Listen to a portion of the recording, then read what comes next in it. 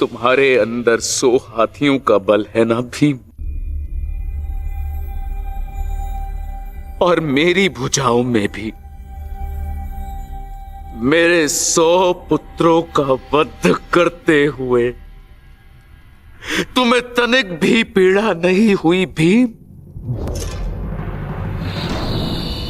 तनिक भी हृदय नहीं कांपा तुम्हारा अपने भ्राताओं का वध करते हुए?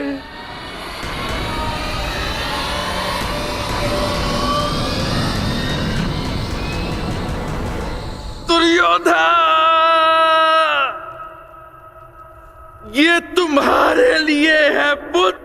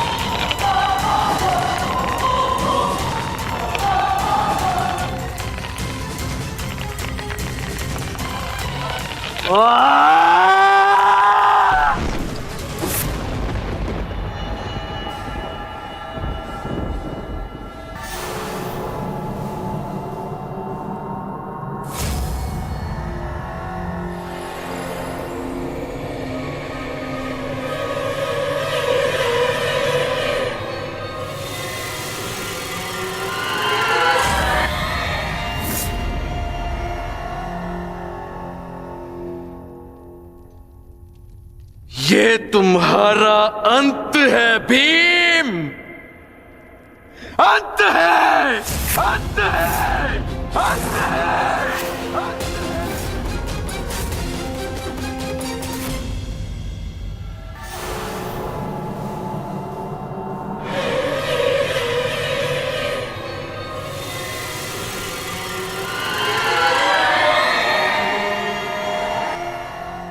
है। ये मैंने क्या कर दिया? मैं भी पुत्र हंता हो गया। ये मैंने क्या कर दिया देव? भ्राता पांडु, मुझे क्षमा कर देना भ्राता पांडु।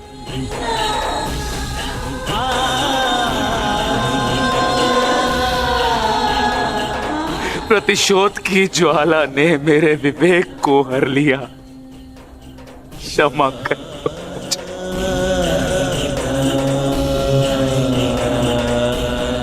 पुत्र भीम,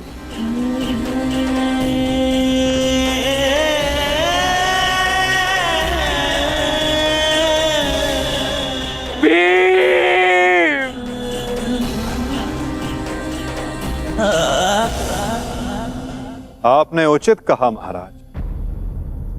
जब मनुष्य का विवेक हर जाता है तो उसके पांव स्वतः ही पाप की ओर बढ़ जाते हैं। किंतु अभी समय नहीं आया है महाराज कि आप अपने भाई से क्षमा मांगे। आपके पुत्र विकोदर भीम अब भी जीवित हैं।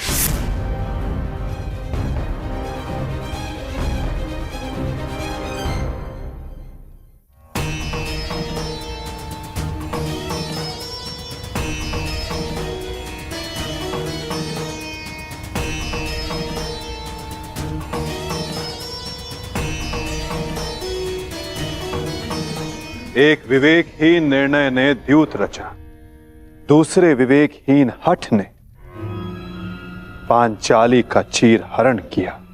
ये विवेकहीनता ही तो थी महाराज जो महाभारत का बीज बना। नारायणं नमस्कृत्य नरं चैव नरोत्तमं। प्रतिशोध की अग्नि शत्रु से पूर्व स्वयं को जलाती है। अपने मन को शांत कीजिए।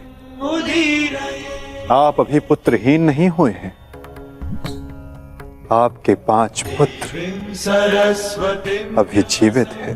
ततो जयम् उदीरयेत्।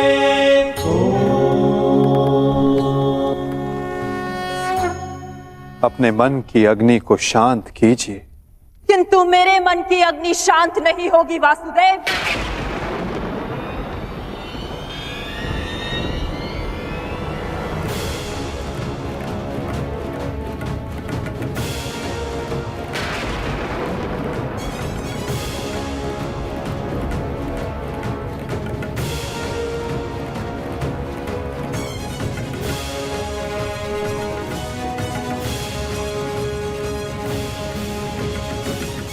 तुमने छल से मेरे सभी पुत्रों को मरवा डाला वासुदेव। मैंने प्रयास किया कि मेरा एक पुत्र शेष रह जाए, परंतु उस प्रयास को भी तुम्हारे छल ने भंग कर दिया। श्री बलराम को भी अपने कपट में उलझाकर मौन करवा दिया तुमने, परंतु इस माता की ममता अब मौन नहीं रह सकती। तुम्हारे छल से मेरे कुल का नाश हुआ है वासुदेव। मैं तुम्हें श्राप देती हूं कि जिस प्रकार तुमने मेरे कुल का अंत किया है, उसी प्रकार तुम्हारे कुल का अंत भी होगा।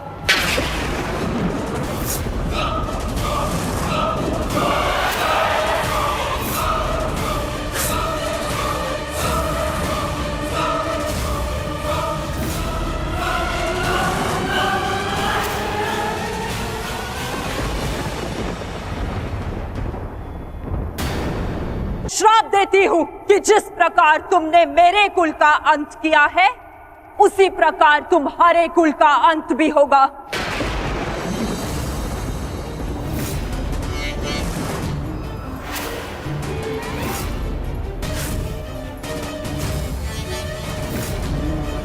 तुम्हारा कुल भी ऐसे ही आपस में लड़कर नष्ट हो जाएगा।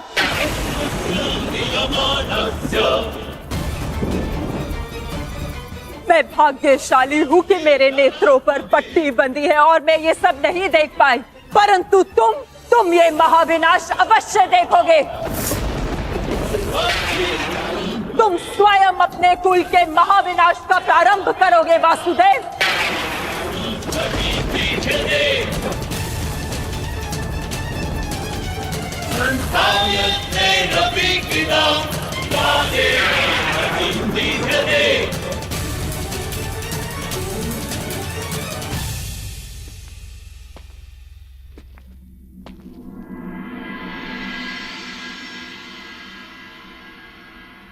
जिस प्रकार एक प्रसन्न माता का आशीष संसार में कोई नहीं रोक सकता, उसी प्रकार एक दुखद माता का श्राप संसार में कोई नहीं टाल सकता।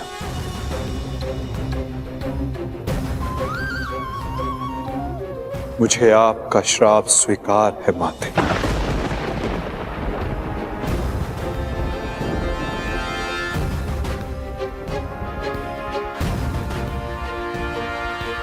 किंतु क्या आपको ज्ञात है कि इस युद्ध का सत्य क्या है? क्या आप जानती हैं कि इस महाविनाश, इस महायुद्ध का वास्तविक रूप क्या है? मेरे साथ चलिए माता, उस कुरुक्षेत्र की रणभूमि पर जो इस महाविध्वंस, इस महाभारत की साक्षी बनी है।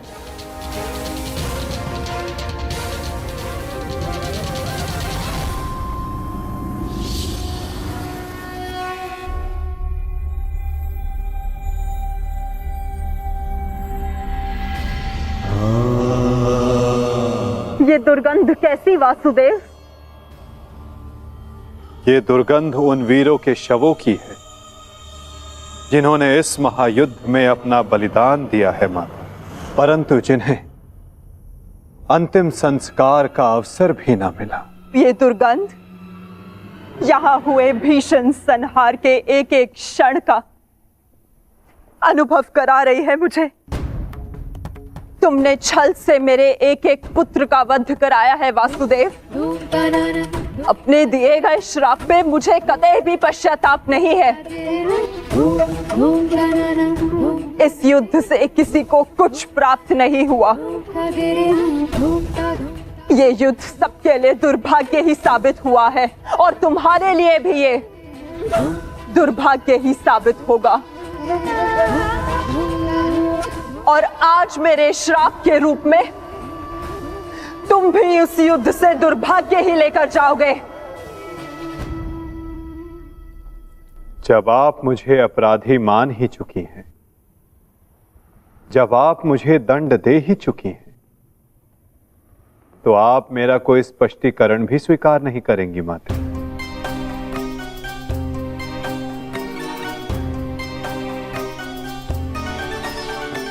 परंतु सत्य का भान आपके लिए आवश्यक है माते। जिनकी दृष्टि से इस महायुद्ध का कोई भी क्षण, कोई भी छल अनदेखा नहीं गया है माते, अब वीर बार्बरी आपको सत्य का भान करवाएंगे।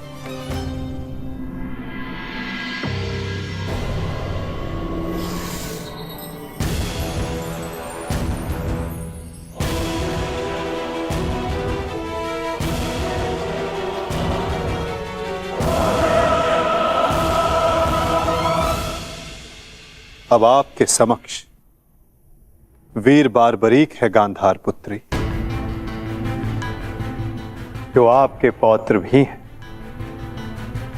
जो इस युद्ध के एकमात्र दर्शक हैं।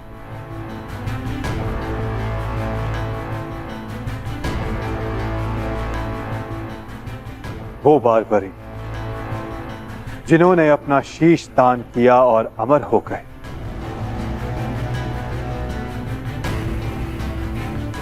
अब वही आपको सत्य का ज्ञान करवाएंगे।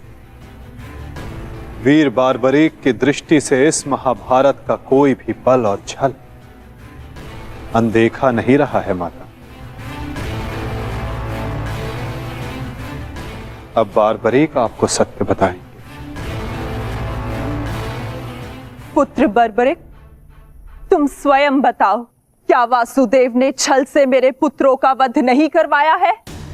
यदि तुमने इस युद्ध का एक एक क्षण निष्पक्ष होकर देखा है, तो बताओ, कौरव वंश के वट वृक्ष महामहिम भीष्म, जिन्हें इच्छा मृत्यु का वरदान था, क्या वासुदेव ने उन्हें अपने छल से धराशाही नहीं करवाया है? क्या वासुदेव ने द्रोण पुत्र अश्वत्थामा की मृत्यु का छल रचकर आचार्य द्रोण का वध नहीं करवाया है?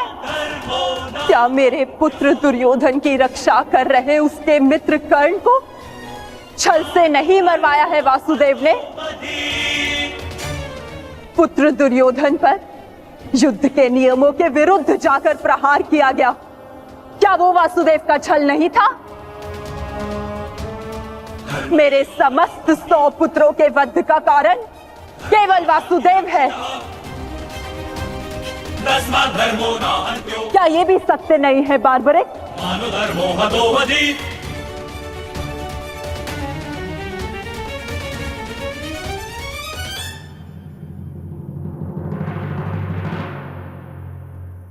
मैं आपसे सहमत हूं माते। ये सब स्वयं वासुदेव ने करवाया।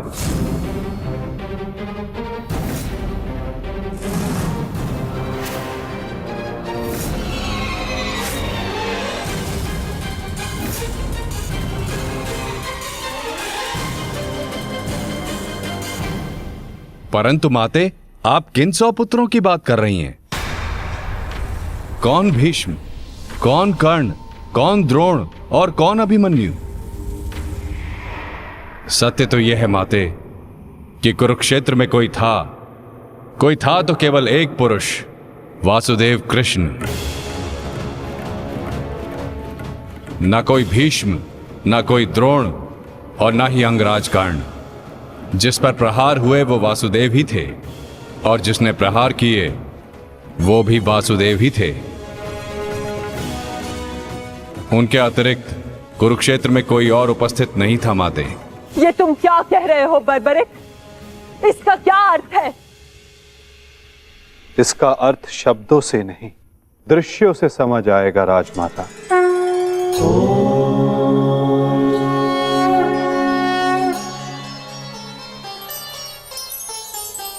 नारायणं नमस्ते इस युद्ध के प्रारंभ से अंत तक हर प्रहार मैंने किया और हर प्रहार मैंने ही सहा।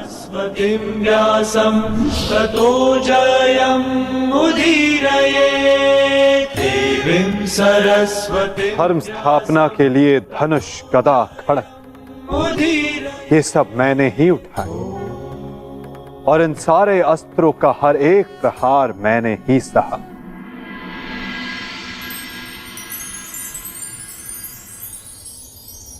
बाण चलाने वाला मैं ही था।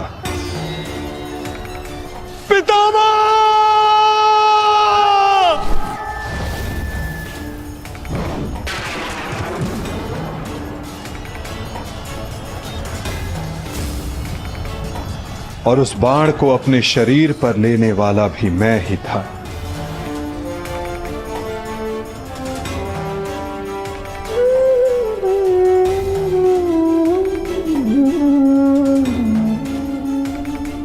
महामहिम भीष्म के रूप में भी मैं ही था और अर्जुन के रूप में भी मैं ही था।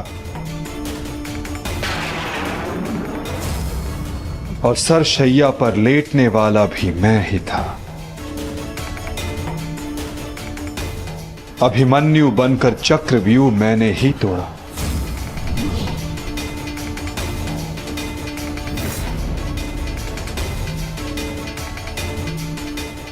वापस आओ अभिमन्यु, लौट आओ, यू में प्रवेश मत करो। विश्वास कीजिए तात्री, मैं इस चक्रव्यूह को तोड़ सकता हूं और यदि मेरा सर कट भी जाए तब भी आपका सर गर्भ से उठा रहेगा।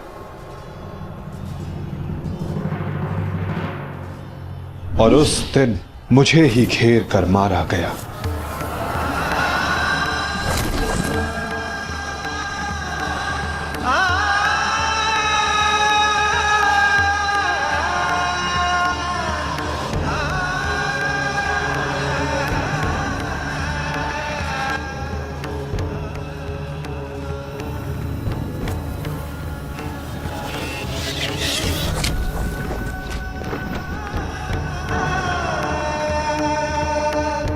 वो मैं ही था जिसने द्रोणाचार्य से कहा कि अश्वत्थामा मारा गया।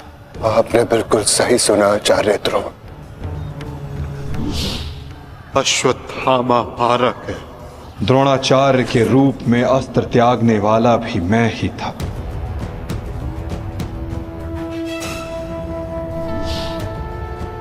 परंतु वो एक मनुष्य नहीं, एक हाथी था।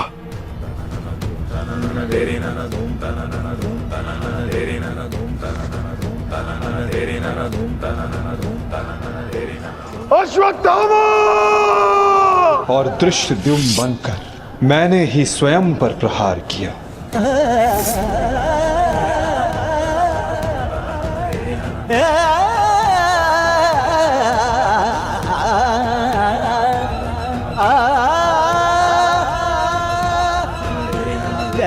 और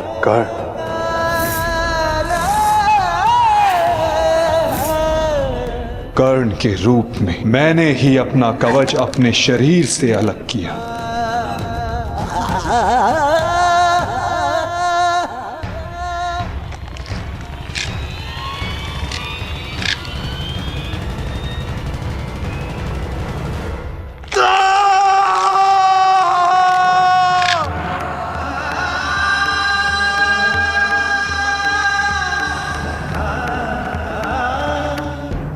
और युद्ध के मध्य में मेरे ही रथ का चक्र धंसा और मेरे ही आदेश पर मैंने ही स्वयं पर अंजलि का अस्त्र चलाया। अंगराज को मुक्त करो पार्थ। अंजलि का अस्त्र का प्रयोग करो।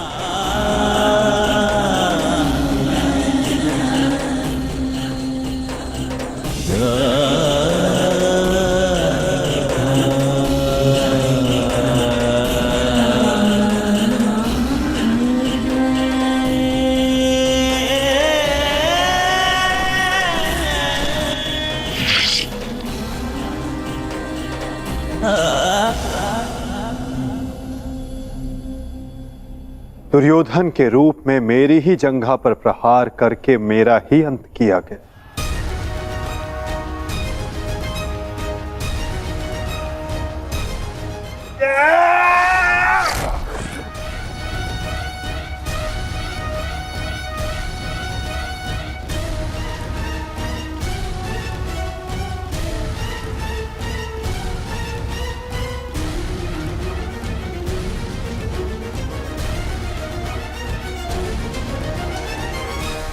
द्रुपद हो या धृष्टद्युम्न, विकोदर भीम हो या अर्जुन, सब में मैं ही था। मैं ही विजयी हुआ और मैं ही पराजित हुआ।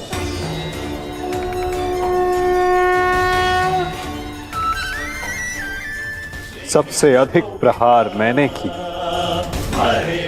सबसे अधिक घाव मैंने ही खाया।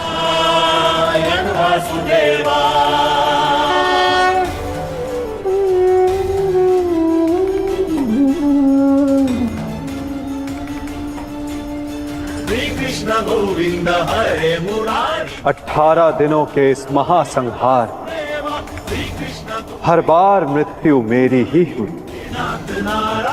गिरता था जो घायल होकर रणभूमि में, वो मैं ही था। अश्वत्थामा के अंगों से रक्त पीप श्वेत बनकर मैं ही युग युगांतर तक भटकूंगा। जीवन मैं तो मृत्यु भी मैं ही। कृष्ण गोविंद हरे मुरारी, नाथ नारायण वासुदेवा।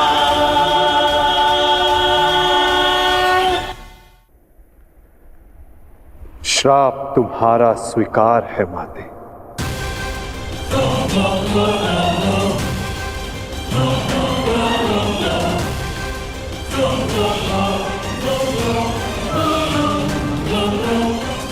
परंतु जब सब आपने किया तो ये माया क्यों मेरे वासुदेव?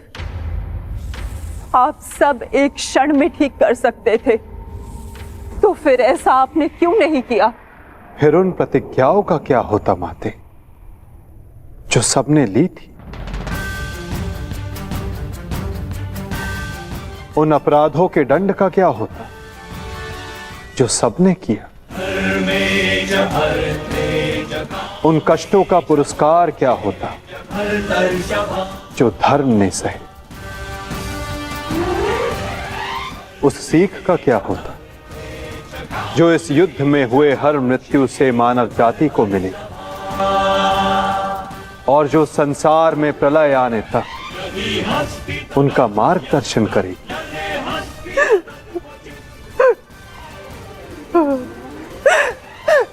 मुझे क्षमा कर दीजिए वासुदेव। मेरा श्राप वापस नहीं लिया जा सकता, परंतु क्षमा अवश्य मांगी जा सकती है वासुदेव।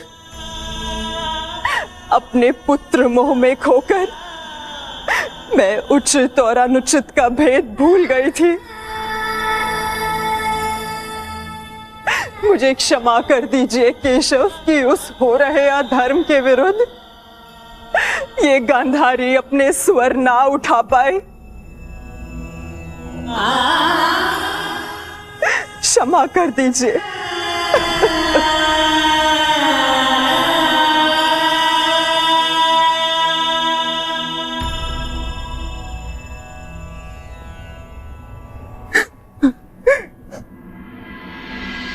नहीं माते, किसी का अंत किसी के श्राप से नहीं होता।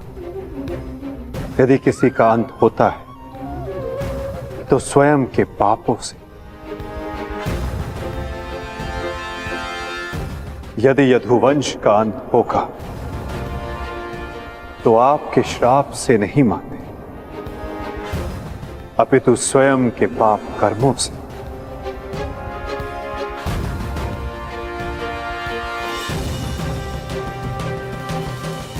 जब जब समाज में अपराध बढ़ेगा, एक महाभारत सामने आएगी।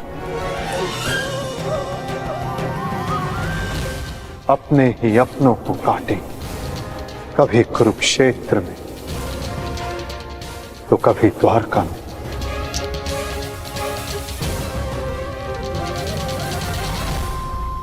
माते,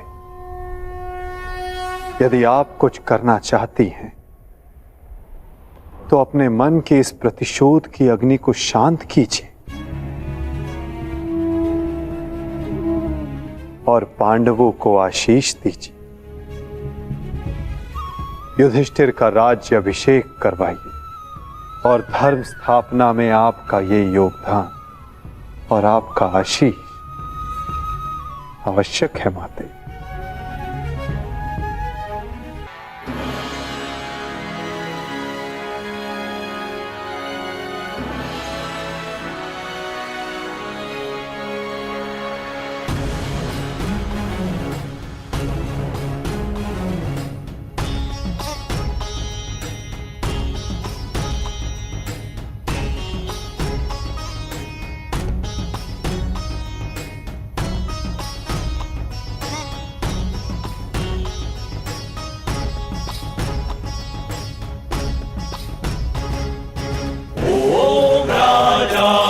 राजाधिराजाय प्रसह्यसाहिने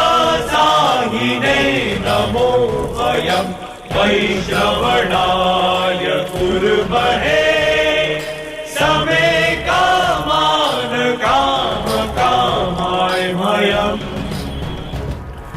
कामेश्वरो वैश्रवणो दधात् कुबेराय वैश्रवणाय महाराजाय विद्महे महाराजाय विद्महे महाराजाय विद्महे।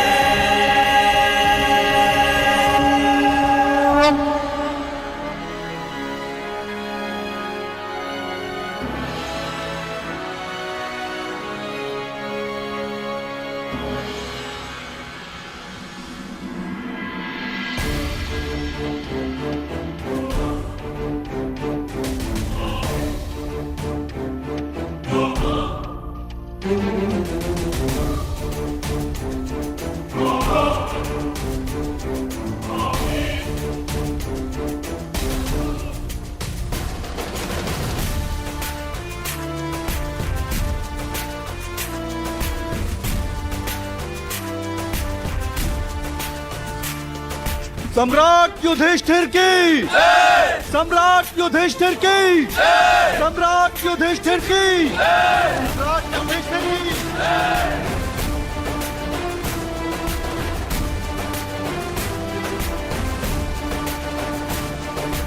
धर्मराज, केवल एक ही वीर था जो परिवर्तन के लिए अंतिम श्वास तक लड़ा। महारथी सूर्य पुत्र कर्ण।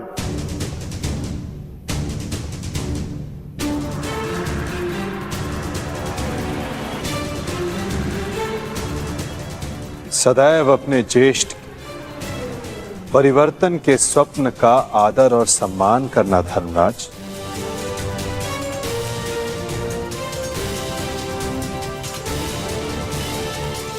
सम्राट पद पर स्थापना के पश्चात मैं पहली घोषणा करता हूं, हस्तिनापुर में अब जन्म आधारित व्यवस्था का अंत किया जाता है। वर्ण व्यवस्था रहेगी, परंतु वो कर्म के आधार पर आधारित होगी।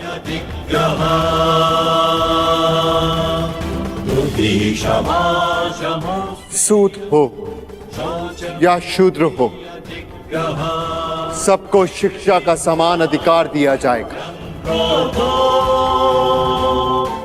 और योग्यता के आधार पर काम, सम्मान और समानता का अधिकार सबको दिया जाएगा।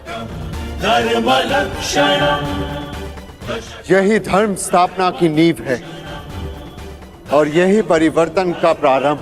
सम्राट युधिष्ठिर की, सम्राट युधिष्ठिर की, सम्राट युधिष्ठिर की, सम्राट युधिष्ठिर की। मुझे विश्वास है कि मेरे पश्चात परिवर्तन का अध्याय प्रारंभ होगा।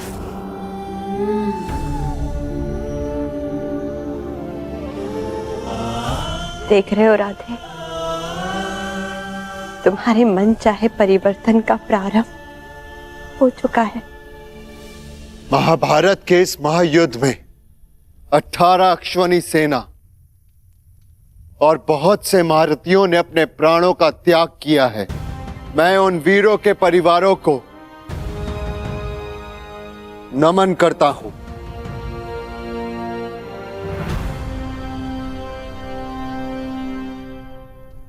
मैं सम्राट युधिष्ठिर ये आदेश देता हूं, युद्ध में सम्मिलित प्रत्येक सैनिक के परिवार को आर्थिक सहायता दी जाएगी। उनके बालकों को शिक्षा, उनके आश्रितों के लिए भरण पोषण की व्यवस्था अब सम्राट का उत्तरदायित्व है। सम्राट युधिष्ठिर की, सम्राट युधिष्ठिर की, सम्राट युधिष्ठिर की, सम्राट युधिष्ठिर की। और भ्राता कर्ण, मुझे विश्वास है कि मैं संसार में सदा राधे कर्ण के नाम से ही जाना चाहूंगा। राधे कर्ण के द्वारा सुझाए गए प्रतिरूप के आधार पर राज्य में समानता की एक नई व्यवस्था विकसित की जाएगी।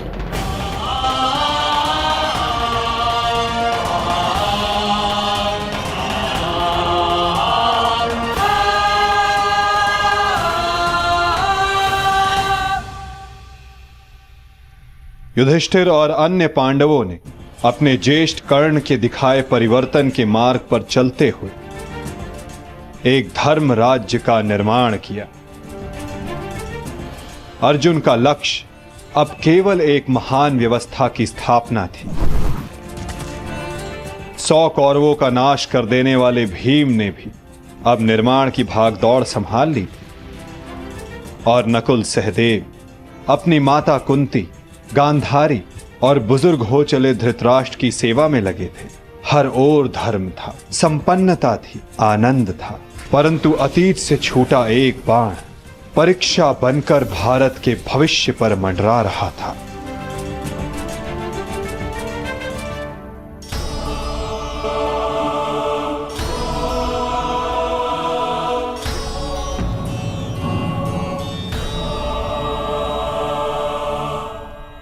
आप सबसे ज्येष्ठ हैं भ्राताश्री, इस स्थान पर आपका अधिकार है, परंतु फिर भी आप ये स्थान रिक्त क्यों रखते हैं?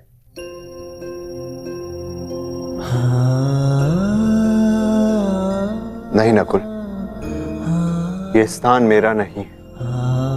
भ्राता कर्ण हम सबसे ज्येष्ठ हैं और सर्वप्रथम इस स्थान पर सिर्फ उनका अधिकार है।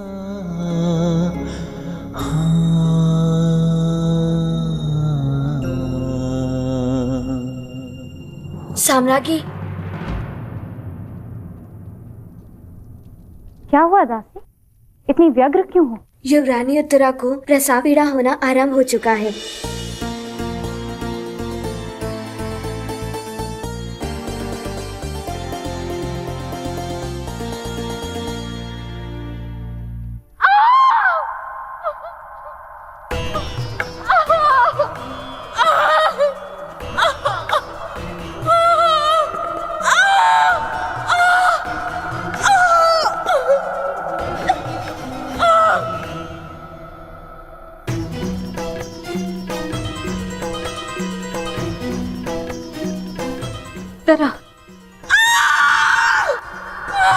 ज्येष्ठ, माता कहाँ है?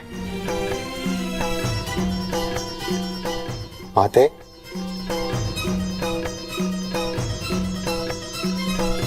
माता, माता वो उत्तरा। हम भीतर जाकर देखते हैं।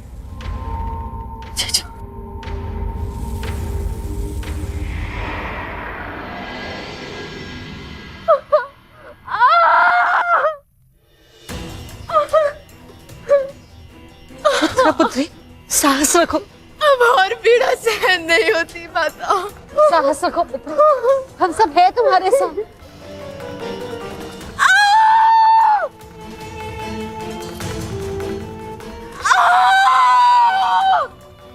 माता, प्रसव पीड़ा तो सबको होती है, परंतु उत्तरा के लक्षण गंभीर हैं।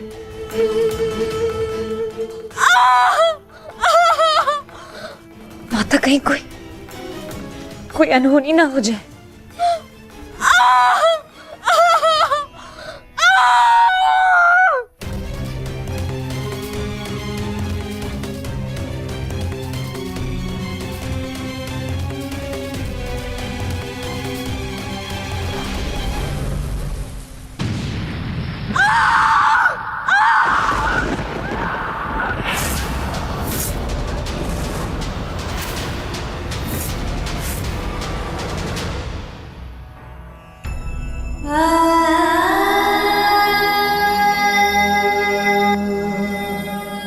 ये क्या अनर्थ हो गया? अब हम क्या उत्तर देंगे उत्तरा को? उत्तरा,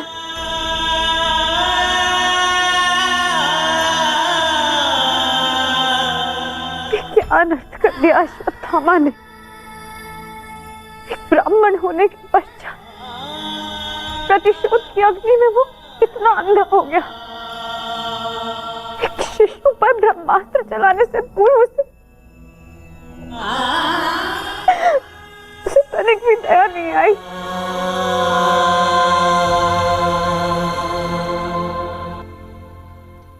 क्षमा कीजिए महाराज, किंतु हम शिशु नहीं बचा सके।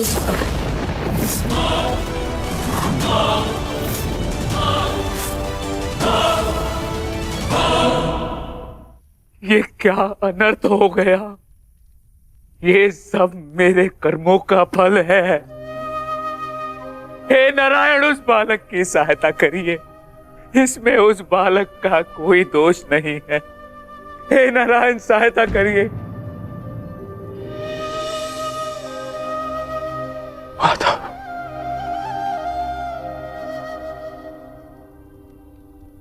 माधव, कुछ कीजिए माधव, कुछ कीजिए। मैं आपसे विनती करता हूं, हमारे वंश के अंतिम बीज की रक्षा कीजिए, अन्यथा हमारा वंश समाप्त हो जाएगा।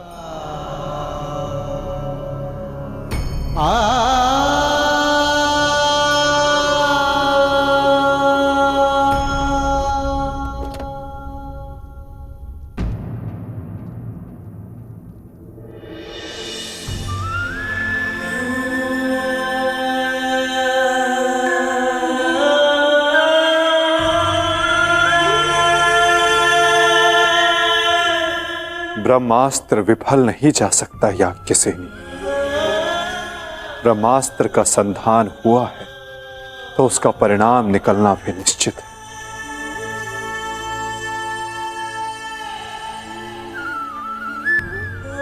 क्या यही धर्म स्थापना है माधव? इस अजन्मे शिशु का क्या दोष जो इससे भी अधर्म का मूल्य अपने प्राण देकर चुकाना पड़ा?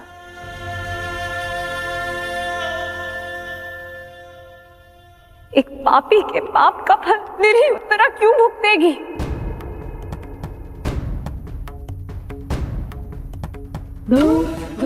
माधव, वो तो इस युद्ध में सम्मिलित भी नहीं थी, परंतु इस युद्ध में उसने अपना सब कुछ खो दिया। अपने पिता, अपना भाई, अपना पति और अब अपना पुत्र।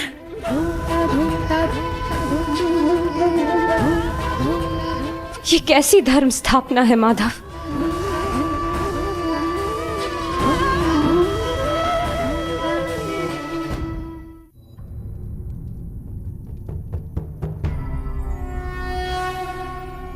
यदा यदा हि धर्मस्य धर्मस्य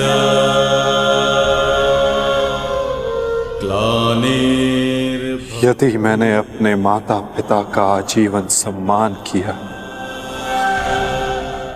यदि मैंने अपने गुरु की गुरु दक्षिण संपूर्ण मन से दी, यदि मेरे जीवन का हर कार्य का उद्देश्य शुभ रहा है,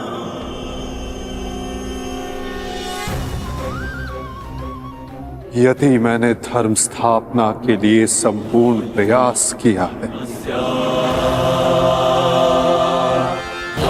भवति भारत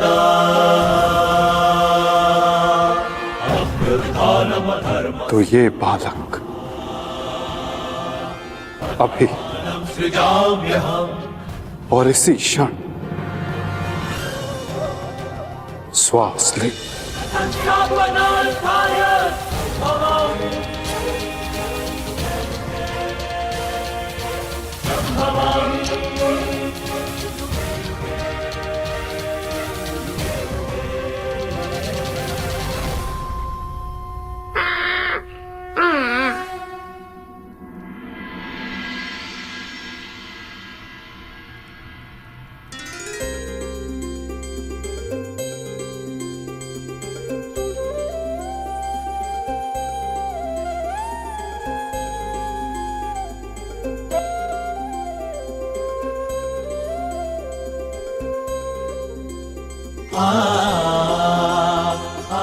अपने जीवन की सबसे कठिन परीक्षा में सफल हुआ है ये बालक। ब्रह्मास्त्र की कठिन परीक्षा में खरा उतरा है ये बालक, जो धर्म स्थापना का मुख बनेगा।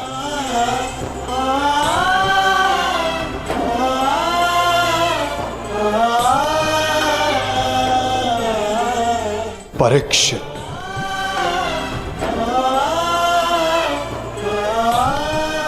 हाँ याज्ञसेनी, इस बालक का नाम परीक्षित होगा। वृषाली! वृषाली! वृषाली? वृषाली, पुत्री वृषाली।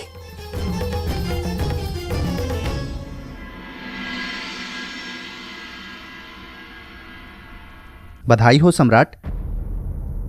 देवी वृषाली माता बनने वाली हैं।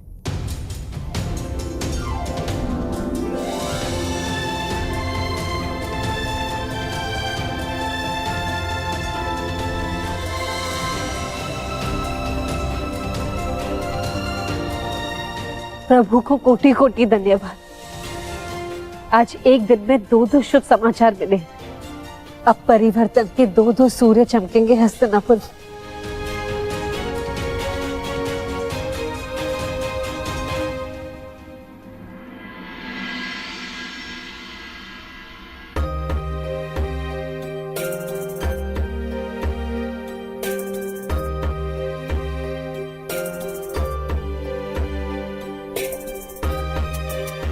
परिवर्तन का नया युग प्रारंभ हुआ है वृषाली।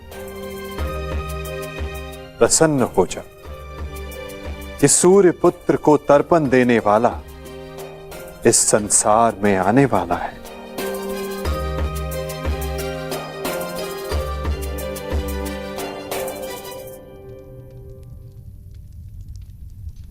अब आप सब मुझे आज्ञा दीजिए। नहीं माधव, इतनी शीघ्रता की क्या बात है? परीक्षित के 6वें संस्कार तक रुक जाइए।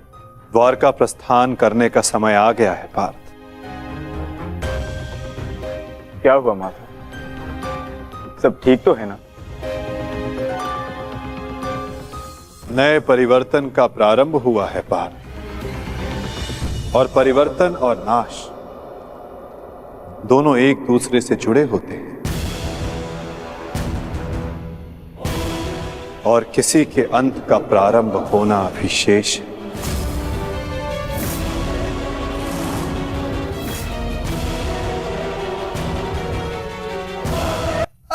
बचाओ बचाओ बचाओ बचाओ बचाओ। मैं तेरा अंत कर दूंगा। जानता है मैं कौन हूं? मैं हूं इस द्वारिका का भविष्य, सांब।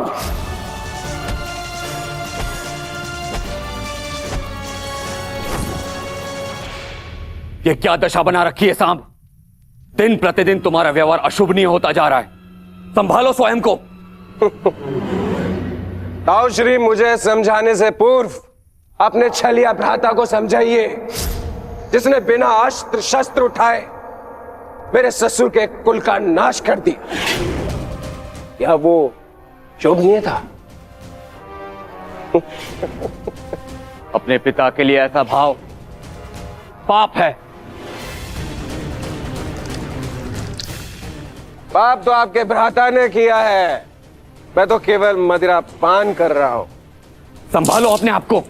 एक योद्धा को यह सब शोभा नहीं देता। कैसा योद्धा ताजश्री, जिसके हाथ से तलवार छीन ली गई हो, जो अपने मित्र विश्वसेन की सहायता करने का वचन पूरा ना कर सका हो, उस मनुष्य को आप योद्धा कहते हैं? जब युद्ध करने का समय था तो युद्ध नहीं करने दिया।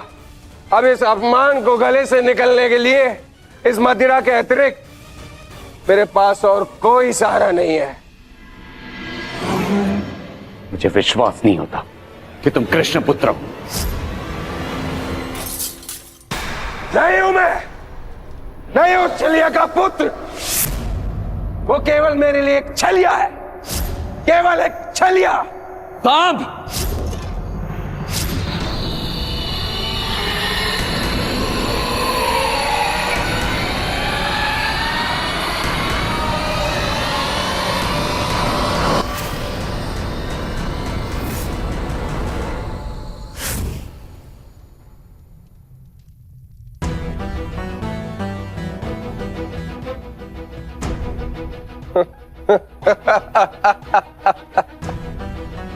आइए आइए आइए द्वारिकाधीश, आइए। स्वागत है आपका, स्वागत है। लौट आए आप। करा इस आर्यव्रत के सभी महारथियों का अंत। कराए धर्म स्थापना के नाम पर अपना पलड़ा भारी। अब अरे अच्छी, आप देख क्या रहे? स्वागत नहीं करेंगे इनका? इतना महान कार्य पूर्ण करने के पश्चात आज लौटे हैं। आज तो राजभवन में उत्सव होना चाहिए। पांचाल, काशी, मगध, छेदी, सभी महाजनपदों के महान शासकों का अंत करवा डाला, सिर्फ धर्म स्थापना के नाम पर। अब क्या बचा पूरे भारतवर्ष में? पूरे भारतवर्ष में सिर्फ दो महान राज्य, पहला द्वारिका, दूसरा हस्तिनापुर। और हस्तिनापुर का महान शासक धर्मराज युधिष्ठिर पहले से ही अपने चारों भाइयों के साथ इनके तलवे चाटता है।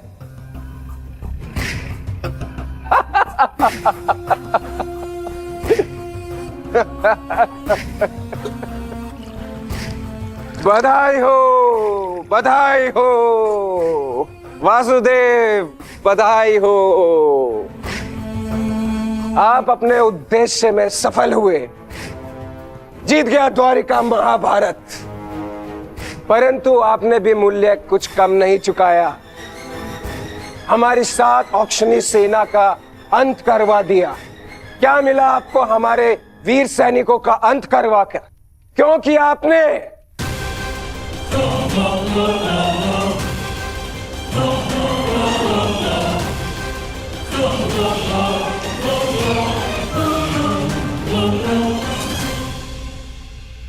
उन सैनिकों ने केवल अपने कर्तव्य का पालन किया था सांब।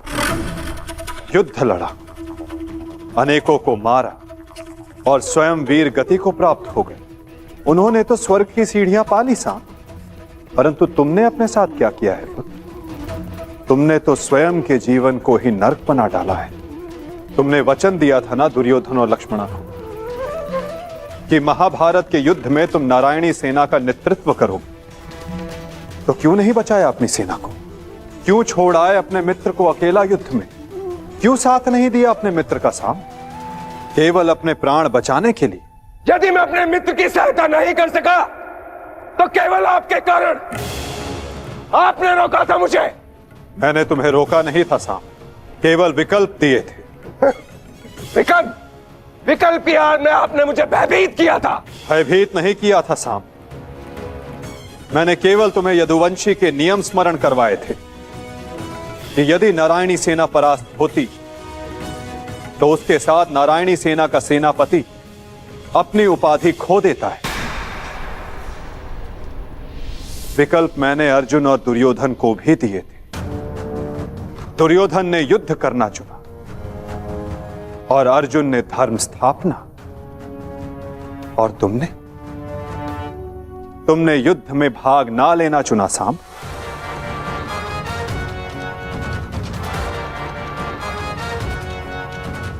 कदाचित यदि तुमने अपने मित्र वीर वृषसेन को उस युद्ध में प्रदर्शन करते देखा होता, तब तुम्हें ज्ञात होता कि वीरता की वास्तविक परिभाषा क्या होती है साहब। यदि तुमने अपने प्राण उस युद्ध में गवा दिए होते तो आज मेरा सर गर्व से ऊंचा होता, किंतु नहीं। तुम तो मदिरा के मद में स्वयं के जीवन को धीरे धीरे करके मार रहे हो। लज्जा आती है तुम पर साम, लज्जा आती है।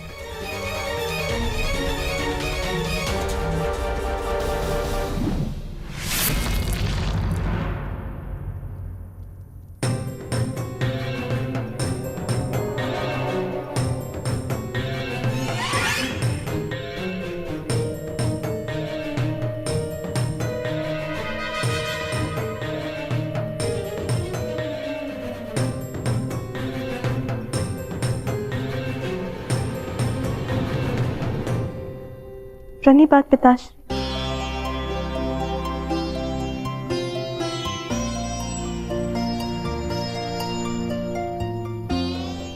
पिताश्री मैं क्षमा। लक्ष्मणा, इतनी लंबी यात्रा से आया हूं पुत्री, भोजन नहीं कराओगी? जी पिताश्री।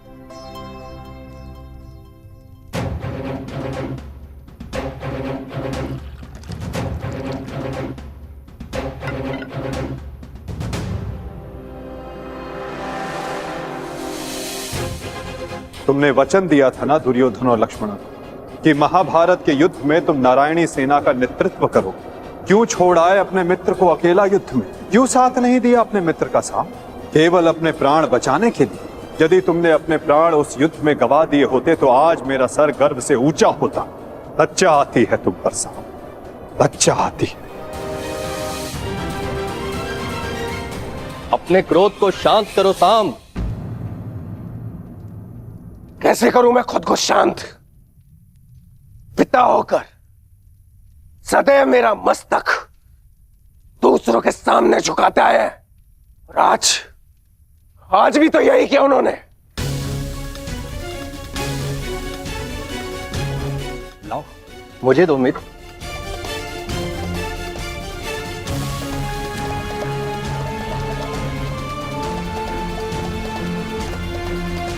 लो दियो।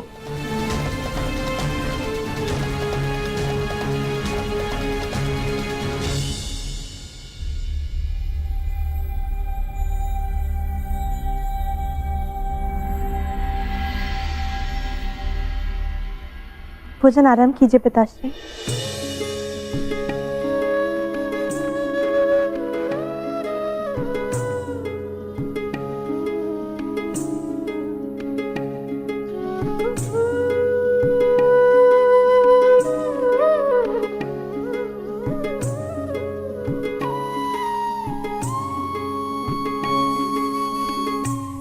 पिताश्री, क्या आप मुझे मेरे पिता के विषय में कुछ बता सकते हैं? युद्ध में क्या हुआ था?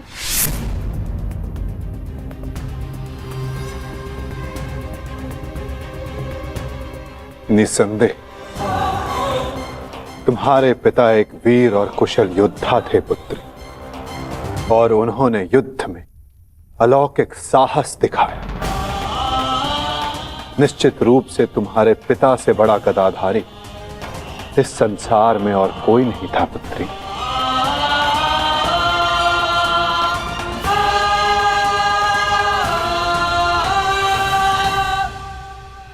यदि ये सत्य है तो उन्हें ये संसार छोड़ के क्यों जाना पड़ा पिताश्री? हमारे कर्म और हमारे चयन हमारी नियति निर्धारित करते हैं। कुछ भावों में और कुछ वस्तुओं में अधर्म का वास होता है।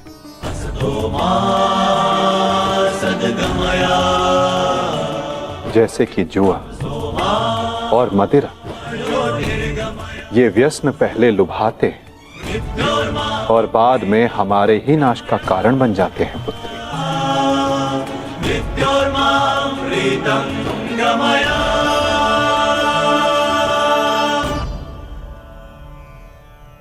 लो मित्र, पियो।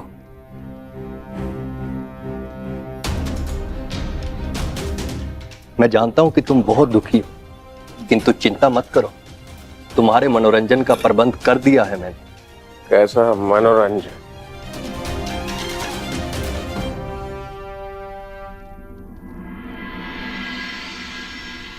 लक्ष्मणा, सदैव स्मरण रखना पुत्री, जब जब मनुष्य पर मद और जुए का प्रभाव बढ़ेगा, तब तब वो अपने पग अपने पतन की ओर बढ़ाएगा। संभल कर मित्र, आज का विनोद तुम्हारे मन की सारी कड़वाहट बाहर कर ले जाएगा। एक मद्दांध व्यक्ति सबसे पहले अपने बड़ों का आदर करना भूलता है, उनका अपमान करता है, उनका उपहास बनाता है और उसके पश्चात